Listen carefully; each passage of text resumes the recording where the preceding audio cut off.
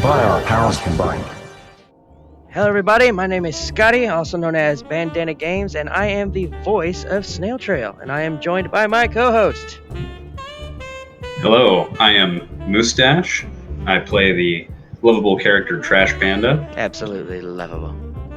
So yeah, don't worry, we're not abandoning the series. We are currently working on episode 5 right now. It's in the works. Yeah, it's just conflicting schedules, things like that, getting people together. It's not as easy as you might think it is. But yeah, right now we're playing Elite Dangerous. We figured this would be the perfect setting for the podcast at the end of the universe. Womp womp. So here we are. So, Mr. Moustache, first item of business, if you please. First item of business. Well, besides, finally we managed to land on this beautiful planet. Yeah, and got the freaking audio working. Yeah, audio is always fun. So, let's talk about some new games of 2021 that we are excited about. Do you want to go first? Yes, I would definitely like to go first. So, being the VR enthusiast, two games that I'm definitely looking forward to are Zenith and Elysia. Zenith being the proto, Neo-Japan cyberpunk whatever, and Elysia being like Warcraft in VR. Oh. Do you know when those are going to be coming out for all those peoples? The goalposts keep moving, which, considering the fact that they're both being made by independent developers, the only ones keeping VR going, we have no real idea exactly when they're coming out. Oh, nice. Those are the two that I'm waiting for. Star Citizen. Yeah. Yes, for anyone that doesn't know, I'm an idiot and I play Star Citizen, and I'm forever waiting for that game to come out of alpha. Yeah. So thanks for bringing that one up. Yeah, sorry, I know it's a sore subject. So that's okay. Tell me, buddy, what games are you looking forward to coming out? So, I got a couple. Because, as you know, and probably some other people, I like space games, if it's not apparent. Everspace 2. Is the reason I play Elite Dangerous right now. Yeah. Well, Everspace 2, it came out in January. Okay. I haven't got a chance to play it, but it's looking pretty good. Okay, well, what is it about? I have not heard of this. Tell me about it. So, Everspace 2, it's a very story-driven space sim. It has, don't get me wrong, Elite's awesome. We play it a lot.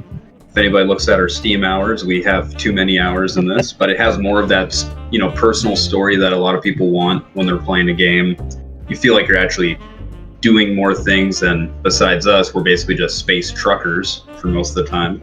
Yeah.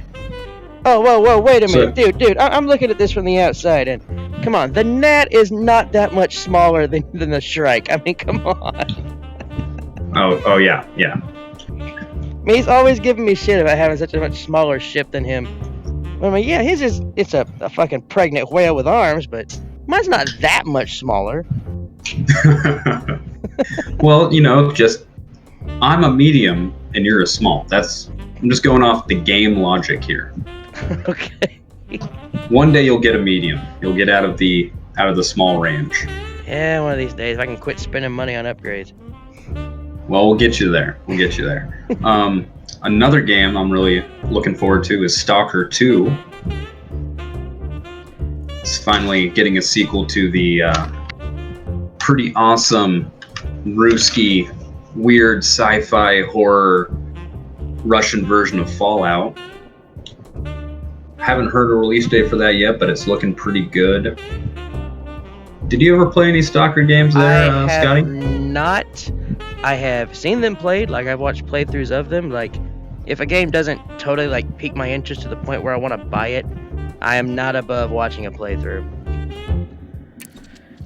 That's very, very true. The good thing about YouTube is you can just log on, find a game you want to play that's already out, and then somebody's probably already done a full speed run and playthrough of it. Most likely. Yeah, it's looking pretty good. It's definitely looking gonna scratch that itch, so to speak. Yeah, Yeah. And then the final game, I should say, that I'm kind of interested in. I just saw some stuff for it. Is you're familiar with Black Desert Online? Yeah. Yeah, I thought it was like. I mean, it fits the bill of so many of those, like little ads you see, like on if you're on a site watching anime, these ads will pop up for these games and whatnot, and you're just like, there's no way in hell I'm clicking that. Like it'll fry my computer. So I saw Black Desert No. Online, and I'm thinking this looks exactly like one of those. I'm not going near it. So the same people that are making that are making Crimson Desert. Crimson Desert. Mad Max shit? It's what? Is it like Mad Max shit? No, it's basically in the same universe, except it's single player with minor multiplayer elements. Like you can play as like a party member for someone else's campaign. Oh shit! Really? Yeah, and from the trailer I saw, it's given very heavy Dragon's Dogma vibes. Oh. Mixed with a little bit of dare I say, Conan Exiles. Okay. Really? Yeah, for anyone who's not familiar, it's definitely looking pretty good. Definitely check it out. Take a gander if you like the fantasy side of games. Exactly what I do. I've been kind of burnt out on it after, almost 10 years of Skyrim. Yeah. That's a great thing. You can play Skyrim and you can mod it, and then it's a different game. Oh, dude! But then you do get burned out of that. I can't even play vanilla Skyrim anymore. No. Like it's to the point where I have modded it so hard that I just can't play vanilla Skyrim anymore. Especially in VR. But VR and vanilla Skyrim was fucking horrible. At least our associates in the console world can now finally mod their Bethesda games. Like they can mod Skyrim now on the Xbox and PlayStation, and same with Fallout 4.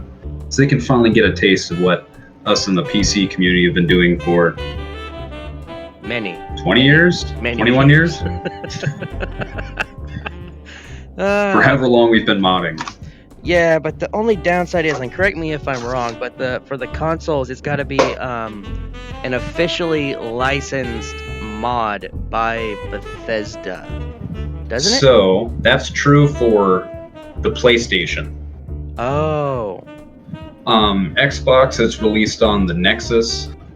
So if like anything is imported basically off the Nexus, people can choose to take it from there. But it's whatever's on the Nexus. So if Bethesda doesn't like a mod or goes against something, they can remove it off the Nexus, I'm pretty sure. So then people can't access it. Because we know what a good third of all Bethesda mods, or Bethesda game mods, consist of. Oh yeah, and not gonna lie, they're fucking great. Yeah, I wouldn't know. I'm not saying I'm one of those guys. I'm just saying I'm more of a horror gamer when it comes to my mods. I had a lot of horror stuff. Yeah, but at the same time, one thing I had raised on another podcast once upon a time was that Game Developer of the Year should have gone to the Nexus modding community. Oh yeah. When it comes to mods themselves, like if anybody ever you go on and look at just the animations they're making, just the fucking textures themselves, and then the constant updates and upkeep of their mods is pretty outrageous with how especially awesome it for is. Free. Oh yeah, no, I believe there's a couple that have Patreon pages that, by all means, support your local modder. So it is pretty incredible that these are just people that love the game so much. And they're really good at what they do. They should be getting a lot more recognition. And maybe, we'll be giving them shout outs in our little podcast on the edge of the universe here.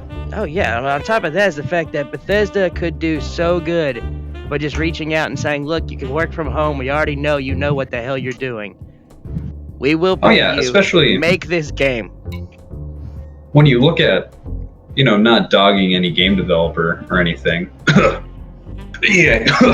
But Bethesda games do come out pretty buggy when they release. And with that being said, I still pretty much play every single one of them when it comes out. Oh, absolutely. Except 76. Fuck 76. we can get on that at a later time about that Fallout 76.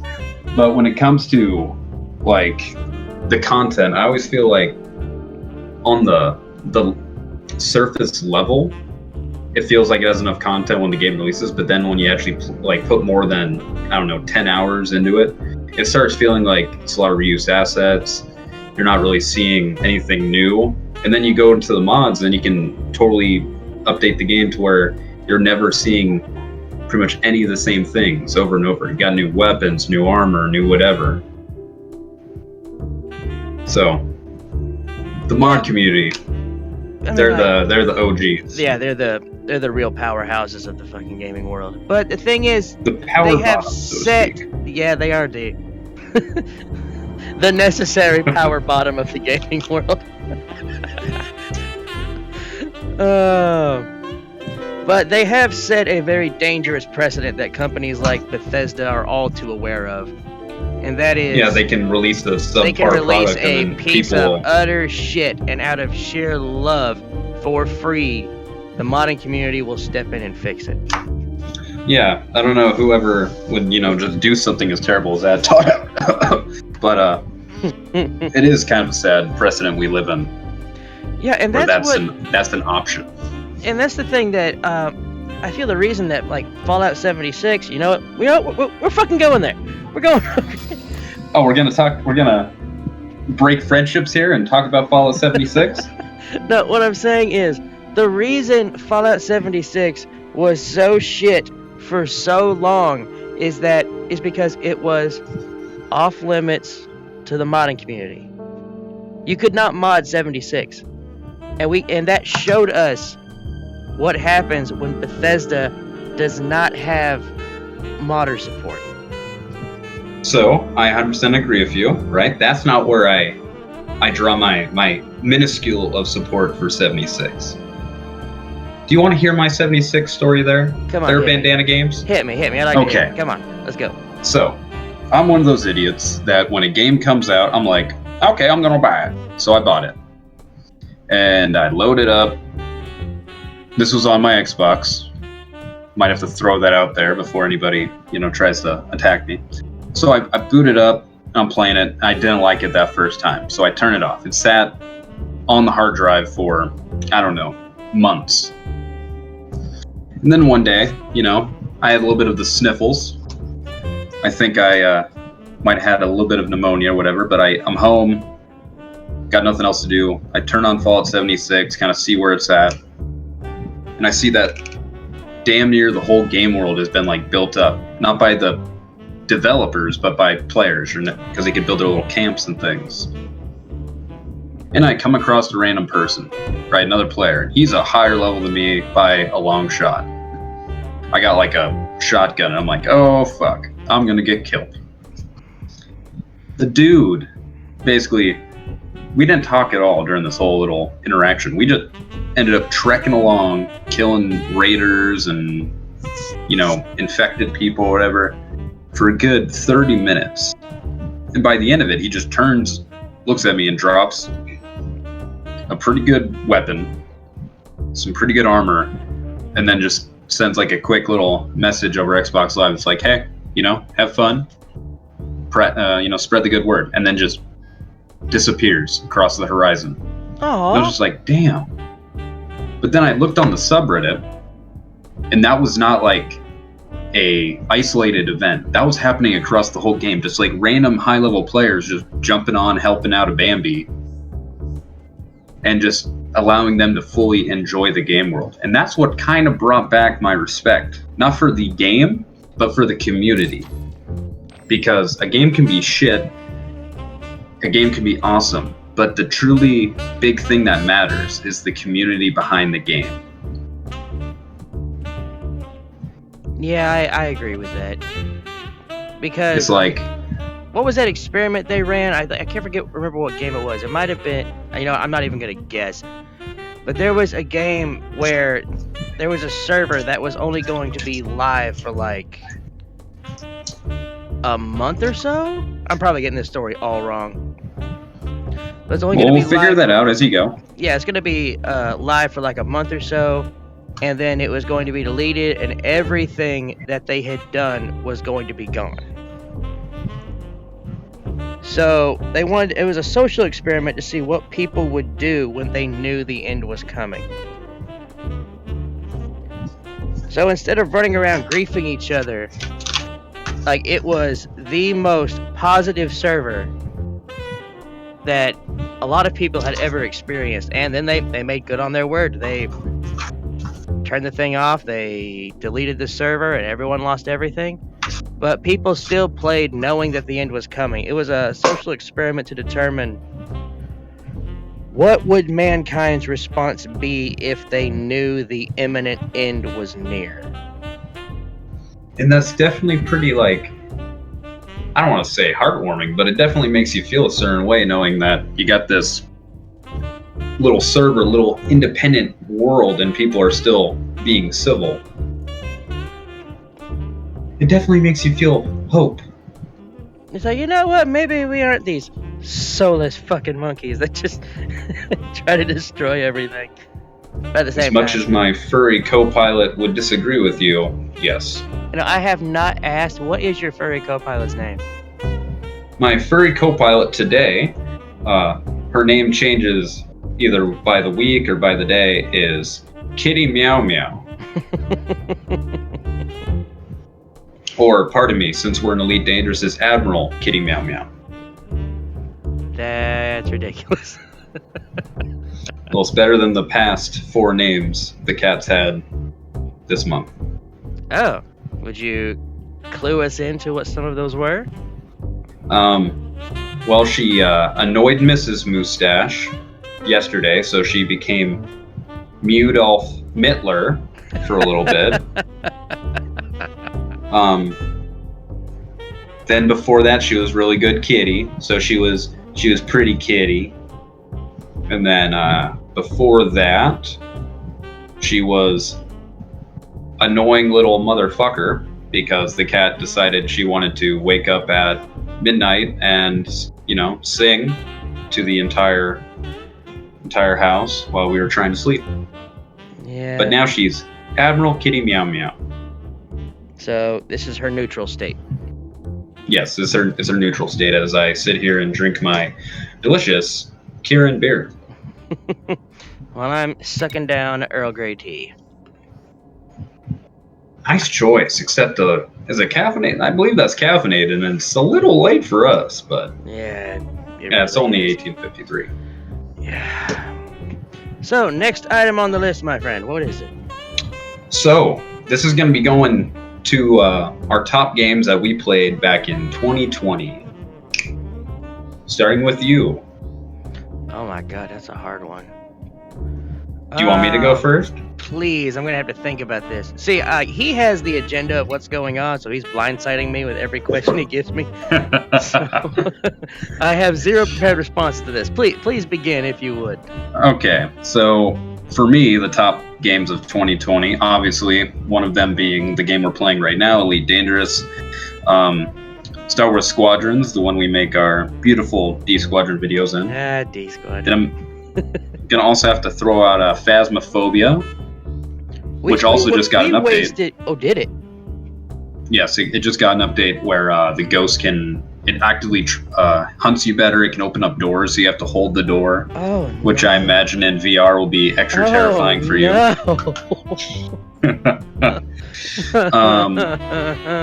Microsoft Flight Simulator.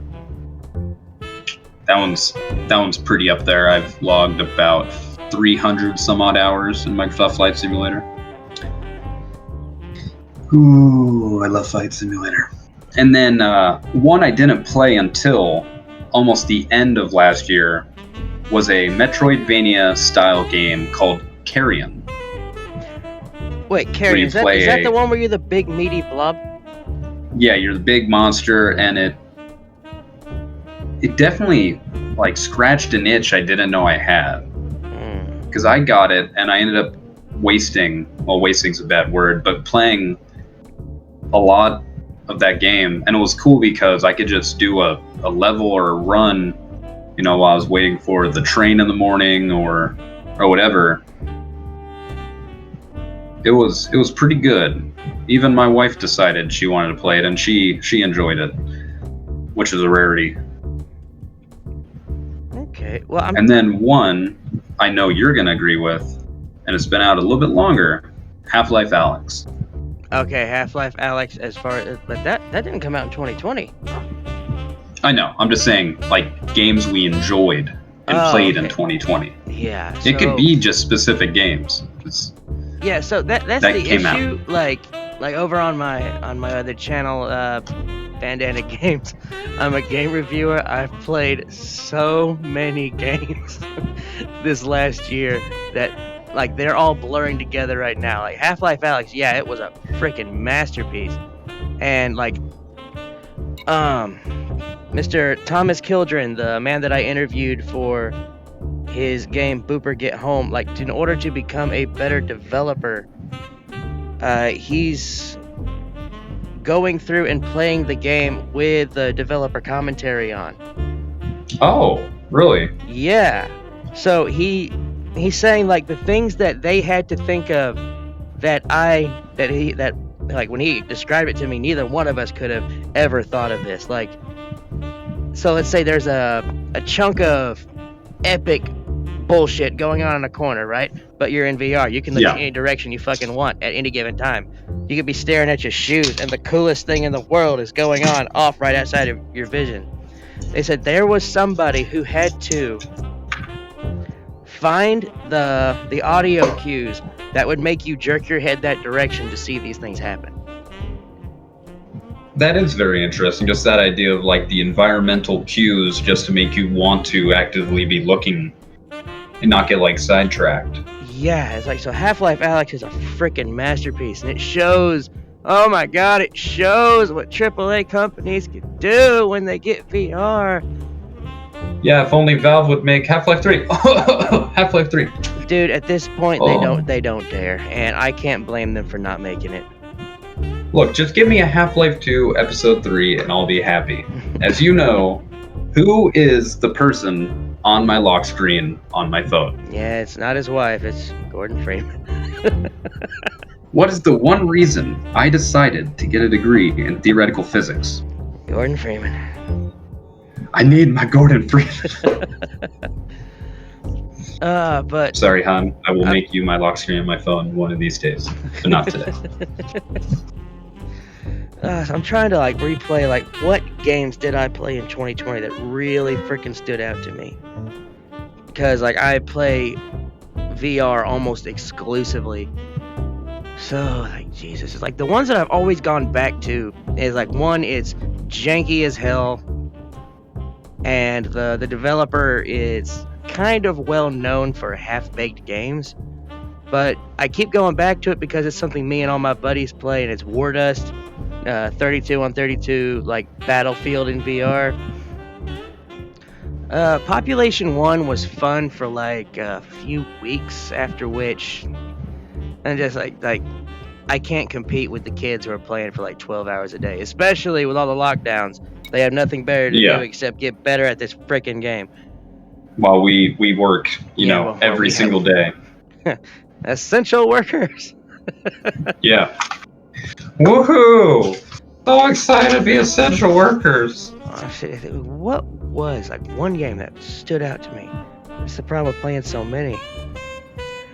Yeah, sorry for blindsiding you with all these questions. No, it's fine. It's like, cause like it's more authentic this way instead of I've had a week to prepare for all these questions because I know what they were beforehand. Blah blah blah blah blah. But no, it's oh god, what is the game that stuck out the most to me in 2020? Oh, I can tell you right now. I can tell you. And this is a weird answer because it's kind of a cop out, but at the same time it's not. So Skyrim VR with modder support.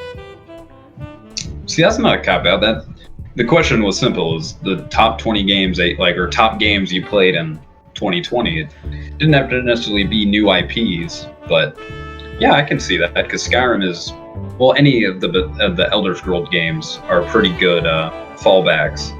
Like I find myself every time I'm on Reddit and I see someone mention Morrowind, I relog into Morrowind. Oh, Morrowind. But because somebody had the balls and the mental fortitude to fight through all of the issues it takes, giving you a fully rendered body in Skyrim, in VR, where pulling out your weapons, it's not a slog through menus. It's you reach over your back, there's a sword in your hand. Reach over your other shoulder, there's a bow in your hand. Pull a sword off your hip, pull daggers out of your sleeves. Somebody reinvented Skyrim VR and made it playable. But More also or less, there's that. Yeah, there's also one other thing. There's also that weird mod that. Oh, I wait in anticipation for this. Yeah, that weird mod. Okay, so I've got my group together because, of course, I run around with more than one follower because I like having a posse with me when I'm running around. And with modded monsters, sometimes you need that help. But understandable. I was running through Whiterun, and out of the blue came this photorealistic, like Advent Children level photorealistic anime girl in skimpy clothes with boob physics. Oh yeah, I remember you telling me about that. Yeah. And it's like, okay, I guess she's some kind of like super healer or whatever. It's like, alright, whatever, come with me. Joins the group. So I'm in a dungeon or a cave or whatever, and I'm trying to pick a lock, and I just get it open, there's nothing good in there, as is, normal for Skyrim. And she's just standing there beside me looking all cute and shit. And it's just like, out of the blue, I just went, scoop, and then her boobs reacted to my hand, and I freaked the hell out because I was not expecting that to happen. It's like they gave you boob physics. It's like they were so focused on whether or not they could. They never asked whether or not they should. They should. Hey, dude, you want to take off and fly around a little bit? Yeah, why not? You might want to take off before me since I have a little bit more of a process here with the Shrike. And lift off.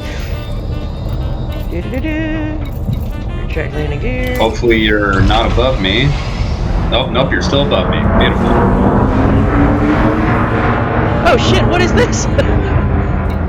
Dude! I found a thing! You found a thing.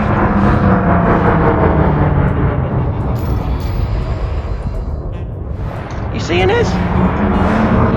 I am looking. I don't know where I'm supposed to see. It's literally right in front of me.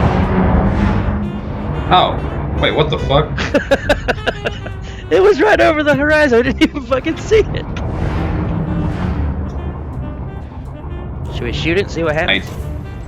No, don't shoot it. It's a natural response. It's not a natural response. You're just a sociopath. A little bit. I will use my piece of equipment that you never have, and I will check it out. Your serve? Yes, the SRB. Okay, and if any, I will maintain Overwatch and in case any aliens decide to show up. So, while you're doing that, next item on the list, what do you got? So the next item on the list is some opinions. Oh no. Those are illegal.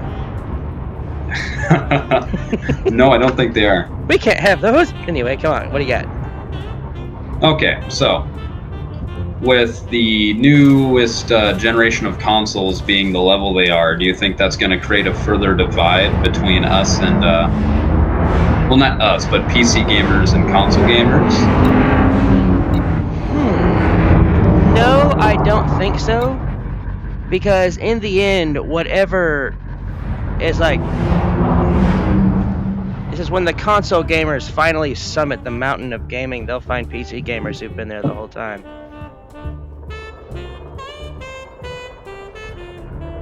But yeah, granted, our hardware is a lot more involved, in-depth,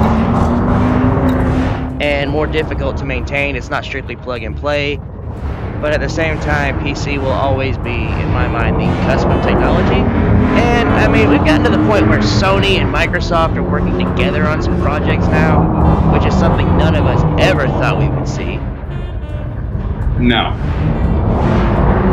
So with that going on, it's like, and of course, Xbox is owned by Microsoft, and Microsoft owns pretty much everything, like, computer-related. So, no, I think actually, like, we're going to see a lot more cohesion, especially with Microsoft having bought so many IPs, including ZeniMax. Yep. Which I don't hate. No, because, like legend has it, that Microsoft bought Bethesda just to stop Todd Howard from releasing another Skyrim. Well, what would make you think Todd Howard would do something such as that? Well, because they haven't found a level that goes deeper than VR, but when we do, I'm sure there'll be a Skyrim for it. Did you hear it? Came out on the smart fridge. I don't know if that's true. I just think it'd be very fitting. Sense. Skip.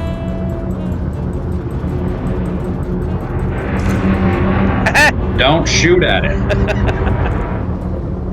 I'm trying to find a spot to land. See, this is why we can't have nice things. Why? Because I want to fly around and be a dick while you're trying to actually explore things? Yeah, I'm trying to, you're ruining my immersion. That's not true. Okay. There's assholes in real life. Okay, so next order of business. What do you got?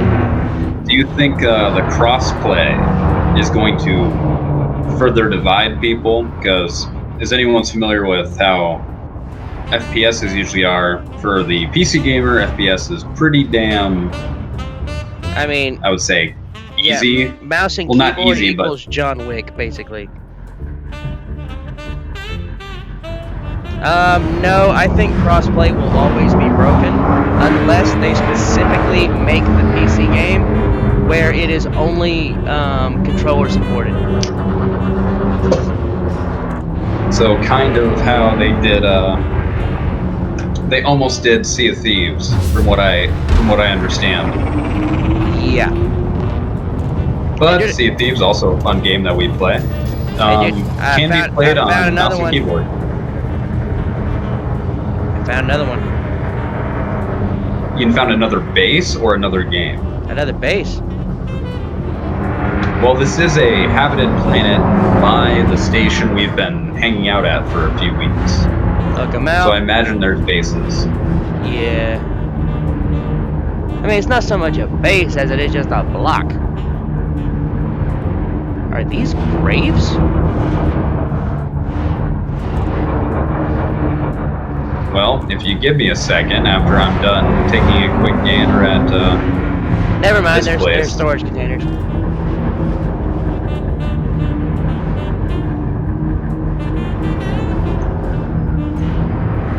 So this appears to be some form of building. My God. The technology is too advanced. Another question for you. Okay, so they are, don't just hang out at those bases, there are people there.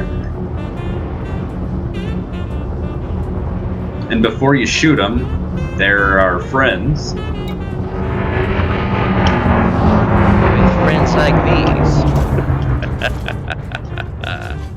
Do you think the Battle Royale game is going to be just like a trend, or do you think it's going to keep on going and advancing? That's a good question. So, like, even games like PUBG, which even when they ported it to the Xbox and it was a pile of hot shit, don't get me started on PUBG. You know, I used to play that back when it was still a mod on Daisy, which was a mod of Arma 2. What I'm saying is, when they tried to port it to the Xbox, and it came out as a bag of hot shit. So the thing is, like, it's still got its proponents, like yourself, the ones who will like defend it to their dying breath. And I've played a lot of battle royale games, especially in VR, and yeah, they're fun for the most part. It's not like specifically my style of gameplay, but yeah, if there's a market for it, which there clearly is, what with the success of Fortnite, yeah, I definitely think that battle royale games will continue. And they will just get better, because eventually the kids who play Fortnite are going to grow up. They're going to want to play something better, something different that is still a battle royale game. So yeah, there's going to be a demand. Because as the gaming population ages even further, they're going to start wanting other stuff. Now, since you mentioned my one little dark spot in my gaming library, do you think things like Star Citizen, which are, for lack of a better term, stuck in that Kickstarter rabbit hole of, more money, and development us as the consumer, do you think that's ever gonna fix itself, where we're no longer gonna see this weird, like, all these promises, all these things that they say they're gonna do, but we never end up seeing?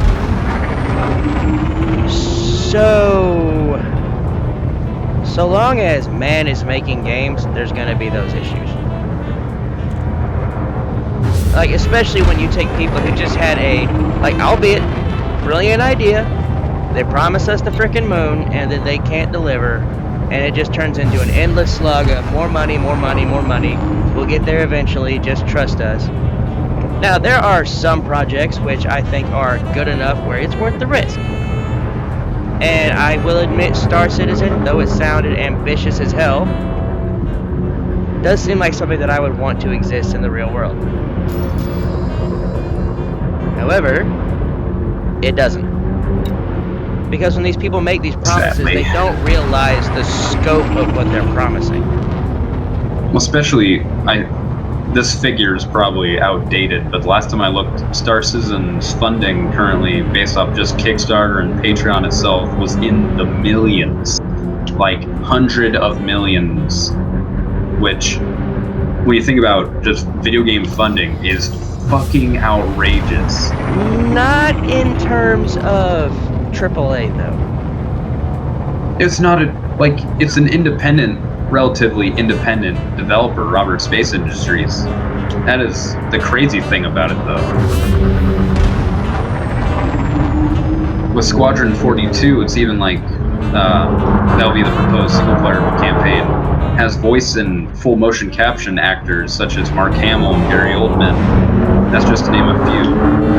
But it's still relatively independent compared to the game we're playing right now, Elite Dangerous from Frontier Development, which is a AAA. Yeah, and what a AAA it is. Oh, especially for anyone who plays this game and decides they want to listen to us talk, at the tail end of this month, I believe, they're going to be releasing the Odyssey beta. Oh, I can't fucking wait for that. I want to So be we able to finally get get it. I to- want to be able to walk outside the side of my ship, the Centennial Gnat, and lovingly slap the side.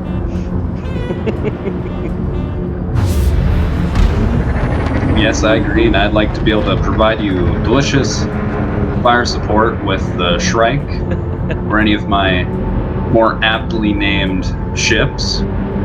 As we often joke, there's two kinds of players. There's the ones that name their ships after, scientific things. I use my wife to assist me because she's a wildlife biologist. And then we have Bandana over here who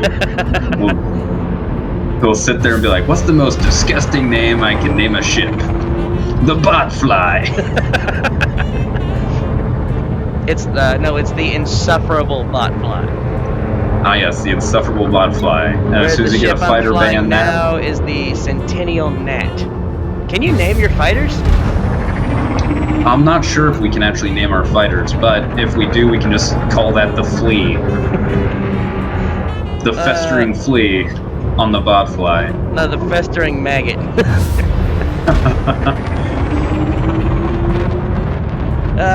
So what's next on the list, friend? So, some trends we see in gaming and our unpopular opinions. Oh. Well, for one thing, the complete and utter demise of the single-player campaign.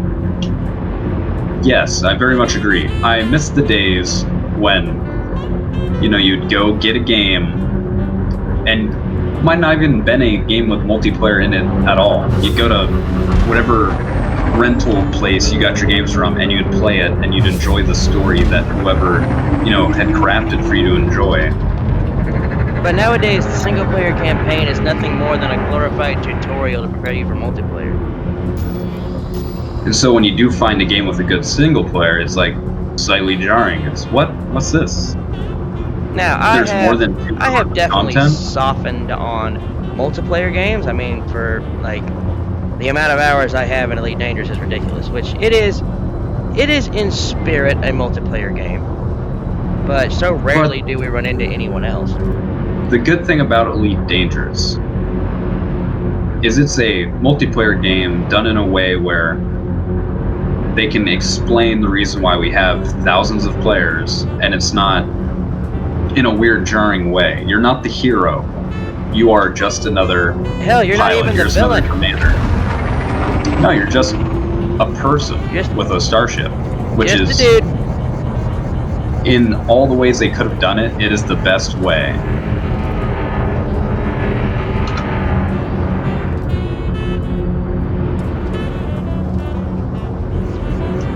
Unpopular opinions. Oh, I could get in a lot of trouble here.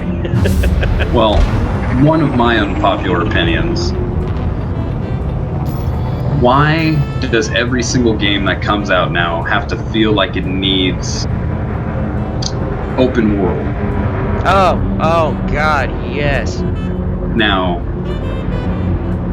when it comes to open world games, it definitely always goes like the crown always goes to Rockstar and Bethesda. They know how to craft a world, and obviously Frontier Developments for Elite.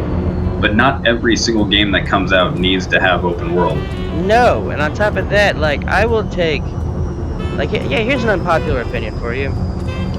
Graphics ain't that important.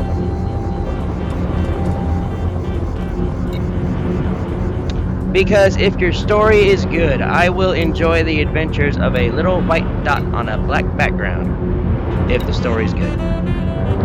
Yeah, but no one cares about, well, not no one, but it seems like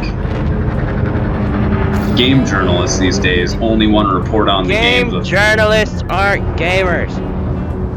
I know, that's why I had to bring it up. They only want to report on, open world games because they can sit there and talk about, the vastness of it. But sometimes these open world games have the most bare bones of story, if it even has a story, and then when you actually look at the open world, there's nothing. There's no reason for you to even... It's like, yep, this world's open, all right. Empty, but open. It's not like, the first time... We'll go more recent. I remember when I first booted up Red Dead 2, I felt like that was the real life. I felt like I was there. And there, even to this day, if I decide to boot it up, I still find things that are relatively new, or like features I didn't 100% grasp the first time I played it, and that is amazing. But I still just as much enjoy a very linear game if it's well done. Just because open world does not make it better than a non-open world game. No. Okay, so this one I'm sure is not on your agenda, but is a question that I would like answered. What game gave you the experience that you have been looking for ever since in games? It made you feel a certain way. It's like it affected Well, you in some way. It stuck with you for some reason, and you look for a game that did the same thing ever since. so obviously, besides Elite Dangerous and its beautiful ability to be a nobody in a one-to-one recreation of the Milky Way, this is going to be an unpopular opinion. The first time I played Lost Planet 3, it basically gave me a feeling that I hadn't got since I played the old The Thing game on the PlayStation. Because anyone that knows me knows that's like one of my favorite movies. I watch it once a month, which is an issue I have and I'm accepting of. This man is a Kurt Russell file. Yes, I love anything of Kurt Russell, and especially anything of Kurt Russell and John Carpenter. But Lost Planet 3, because it was a weird...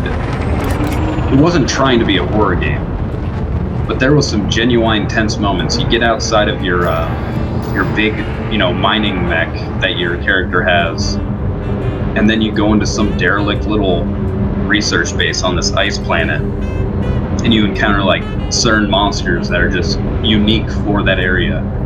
That was something that I've been missing, because there's a lot of IPs that I feel like would be extremely good that no one's done.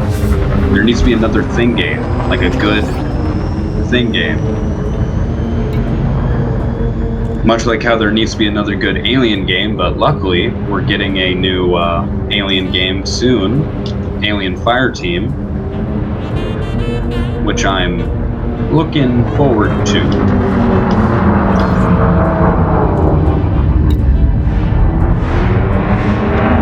So, the game that gave me a feeling I have chased ever since into my adult life was Knights of the Old Republic 2. Yes, this man, for anyone that doesn't know, I shill for this he game loves so hard. KOTOR to a level I can't even understand. It's like, I know, like, granted, like, everyone says, watch it, dude, what the fuck? What are you whale fucking me for?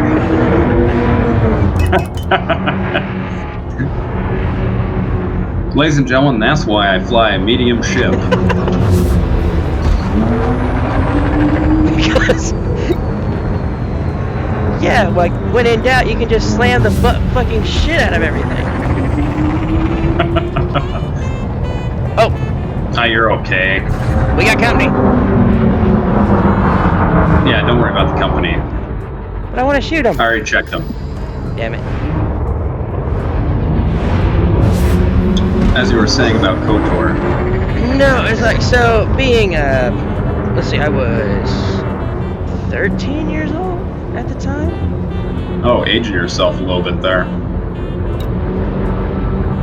Possibly? I can't even fucking remember. Anyway.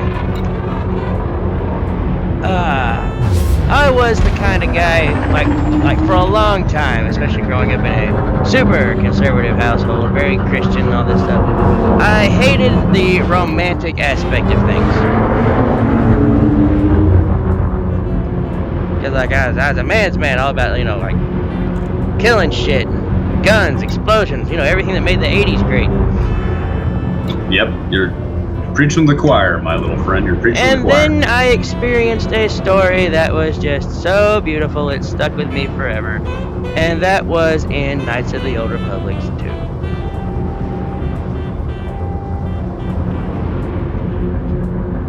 And right now, I know that Moose over here is thinking, like, this is the same game we're talking about, right? They're like, I don't remember none of this shit. It's like, yeah.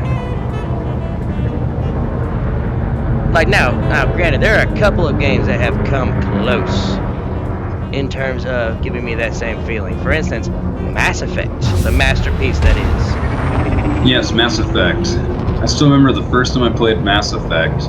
I just took the Normandy out to a random planet. I landed the Mako.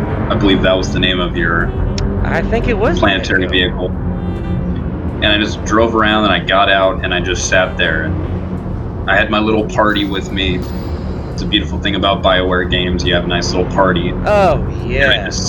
stood there just staring in the vastness, and that's why I love space games. Well, it's before that, but just the vastness. The sheer Like, you emptiness definitely and felt how like you could small go. you are.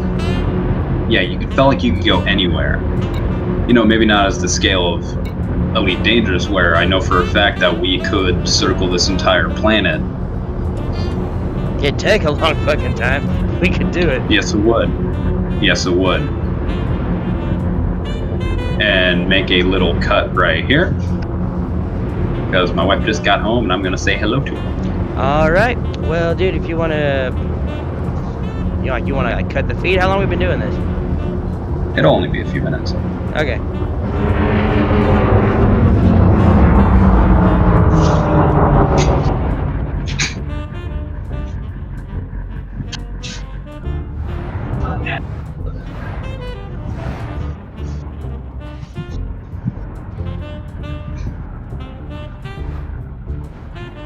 He don't know I'm sneaking up on him. Okay, she blew right past me because she had to use the head. And you are way too close, young man.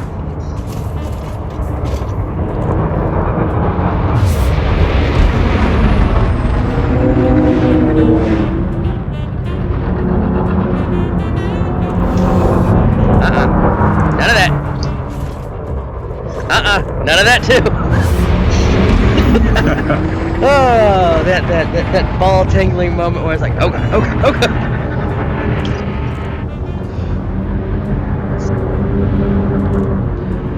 But yeah, like I was saying before, some games have scratched the itch. Like there's Mass Effect, of course, and Knights of the Old Republic. No, what did I say? Not Knights of the Old Republic. Neverwinter Nights. Like all the good games of that era had Knights in the name. Yes, Neverwinter Nights was a good one. I believe they just released it again on Steam. Oh, it's on Steam? Because before you had to get it through Origin? No, that was Mass Effect. So no, this glorious company by the name of Beamdog is doing wonderful things in the world of old school RPG games, wherein they are refiguring everything about them to work on modern computers and on mobile.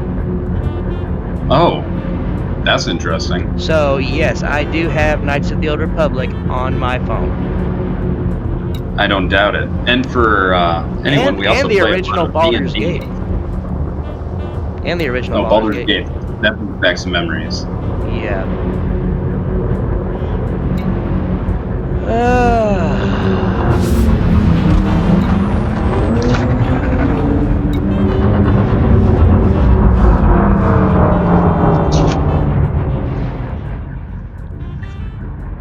Okay, here's a question for you, since you pay more attention to the indie side of things than I do. Absolutely. Do you think indie studios are overtaking AAA studios? When it comes to VR, yes.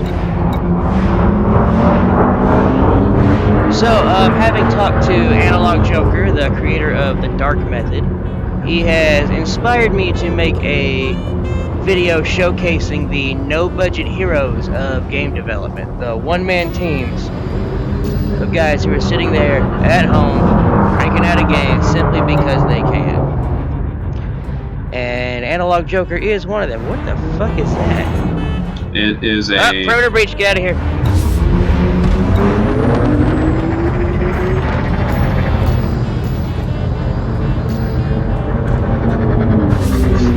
Not saying we couldn't take him, I just don't want to fight whoever owns it.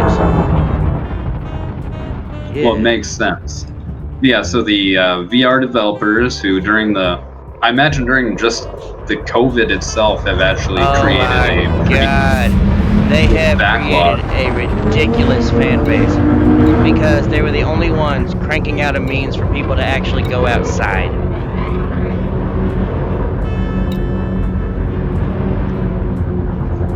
But yeah, it's like my channel, Bandana Games, flies under the banner of the Indie Desk, walking a very, very fine line between looking after my indies and looking after the consumer as well.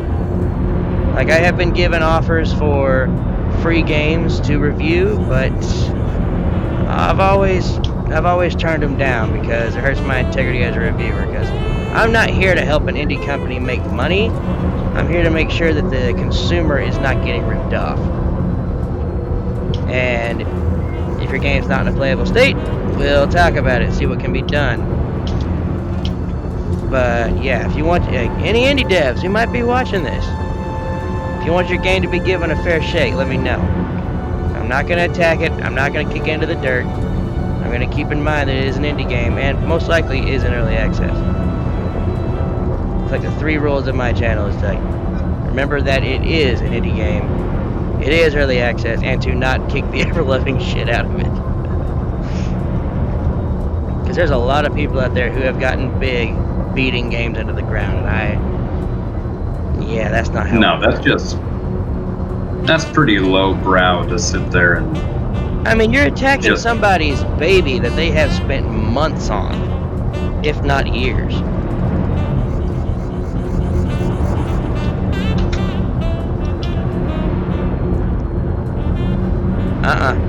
No.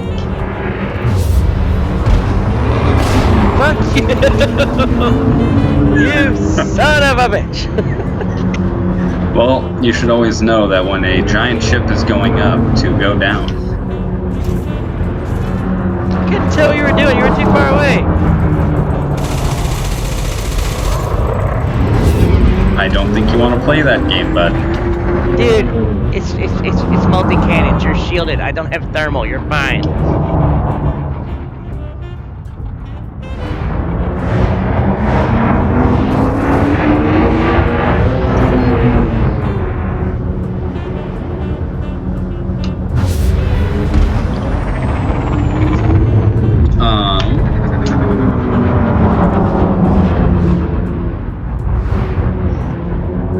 What are some games that you are, besides Elite Dangerous, that you're kind of addicted to right now?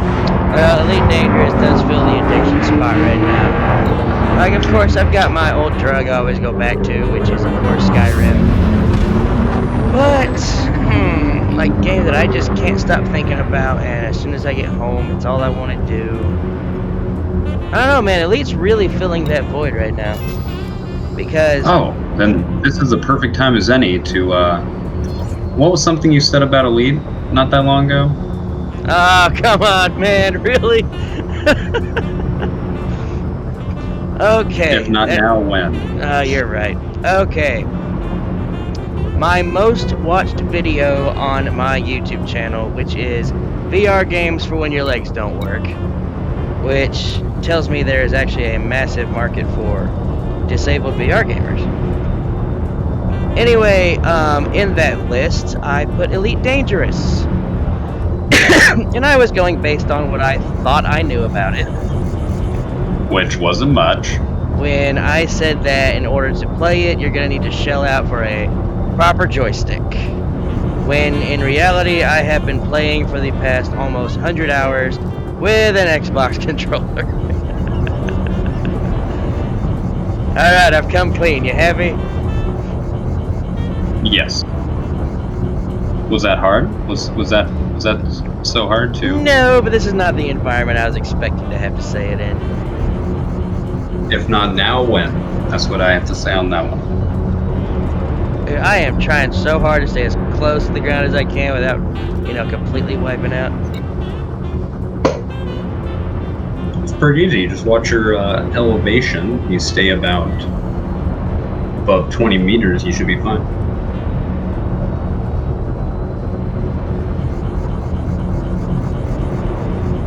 Oh no, dude, I'm running like 15 right now.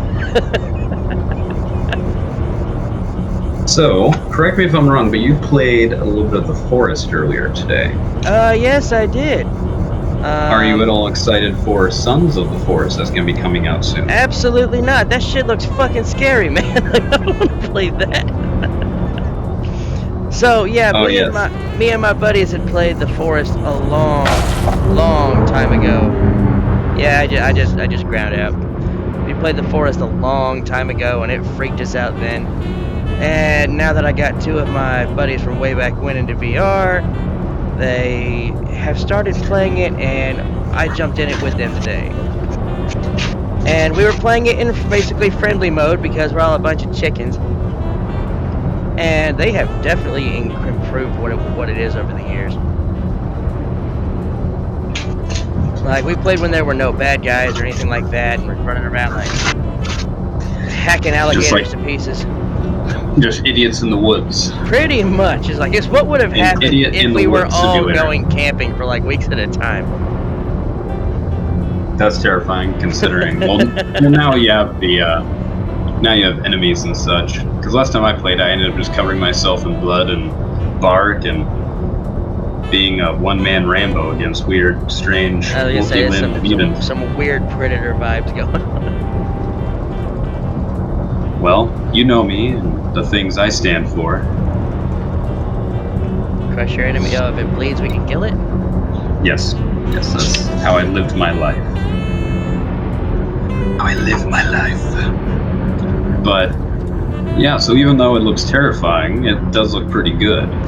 Yeah, the thing is, like, we were playing the forest in VR because I managed to get all of them into it. I'm so happy. So I can go hang out with my buddies from way back in without even leaving my house.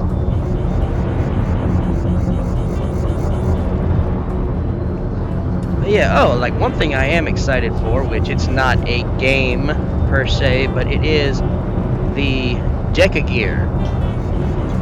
Oh yes, now you can talk about this thing. Yeah, the VR headset that I am hoping will kick Oculus's ass because fuck Facebook.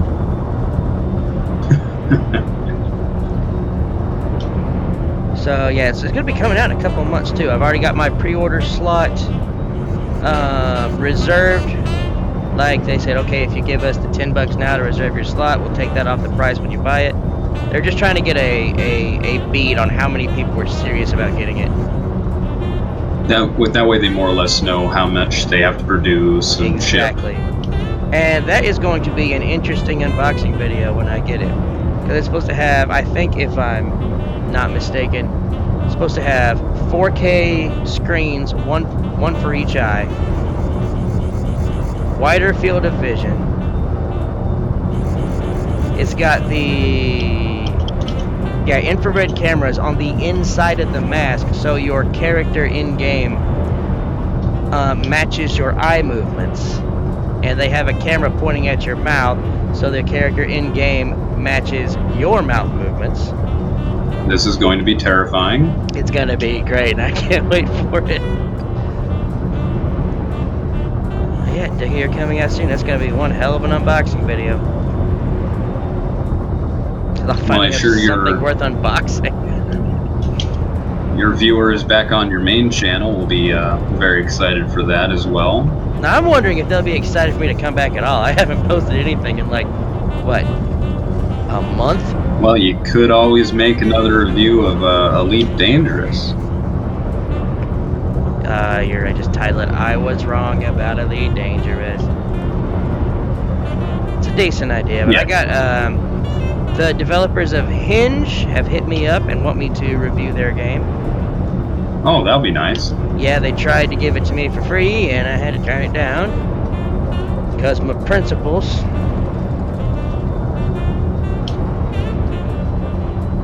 And let's see what else. Yeah, working on the re-review of the Dark. Ooh, big crater. Working on the re-review of the Dark Method. Yeah. Yep, there it is. Off the ground, you piece of shit. Okay. Oh, look, buildings. Did we just go in a big ass circle?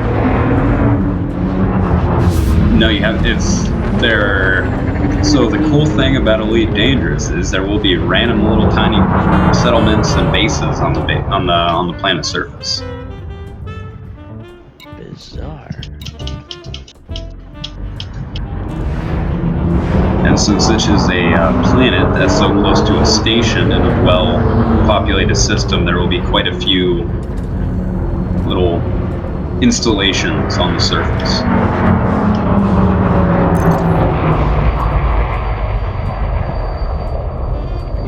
idea. This is a terrible idea, but I'm gonna do it. I'm flying third person.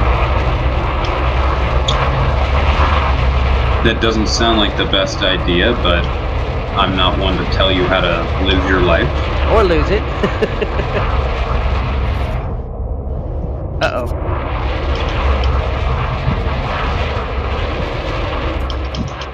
Here I go. Oh, that's cool.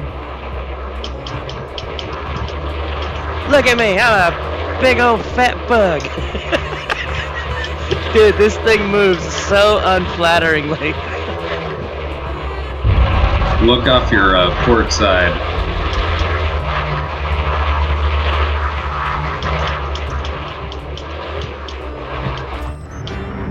Port side.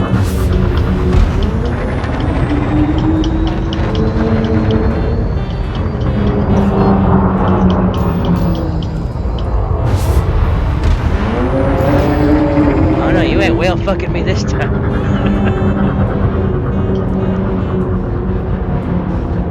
Moose. Don't do it, Moose. Don't fucking do it.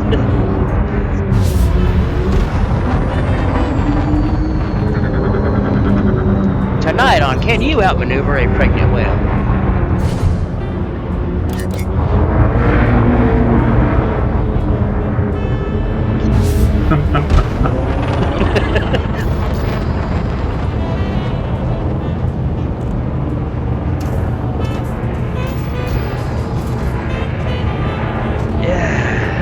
So, is there anything else on the list, or can we finally let the people who, like the one or two people who stuck with us all this way, Oh, finally so I looked through the move on list to other here. things? No, we actually hit all the things I wrote on my little legal notepad to make this official. Unless you have any other little items you want to. Okay, all I want to say is to the one or two people who actually made it to the end, is like I'm pretty sure you turned this on and you were cleaning your house or folding laundry, doing dishes, or crying in the shower because your life is bullshit. Anyway. Anyway, don't worry, this is not going to be the entirety of what we do on this channel. This was like something we've wanted to do for a while, and we figured now is the right time. D-squadron is not over. We will be getting back to it soon. I already got several Episode people 5 is asking in me. the works. Yes, episode 5 is in the works. I've had people asking me when the next episode's coming out, which that's always nice. Like, we actually have people waiting for our shit to come out. So yeah, thank you all for watching. You have been you, I have been me, and he has been Moose. Anyway, Yes. take care out there, guys. Have a good one. Bye.